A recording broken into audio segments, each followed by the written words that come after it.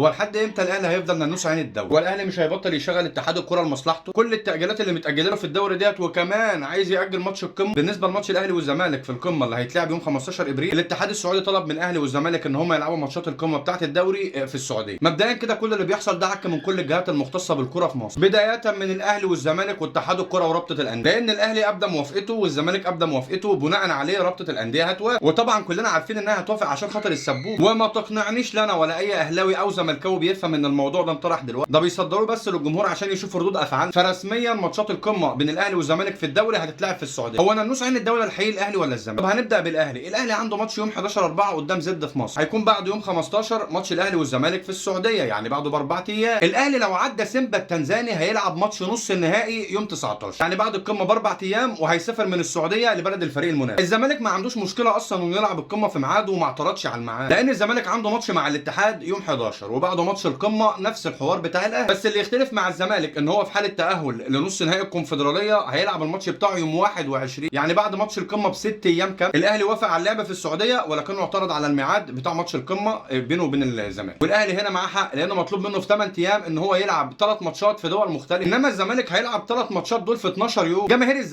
الزمالك في حاله التاجيل هتطلع تقول ده تعريض. طب اسمع بقى يا ابن العريض، انت تاجل لك ماتش بلديه المحله في الدوري وكان بينه وبين ماتش فيوتشر 4 ايام، والاثنين كانوا في مصر، والتاجيل كان مخالف للائحه يا ابن اللائحه. انما انا مطلوب مني في 8 ايام العب ماتش بتاع زد واسافر من مصر للسعوديه العب ماتش القمه، ومن السعوديه لبلد الفريق المنافس عشان العب نص نهائي افريقيا. عندما يكون التعريض في مكانه تعرف ان ده تكنيك زملكاوي، والاهلي بيتكنيك اي فريق بيلعب.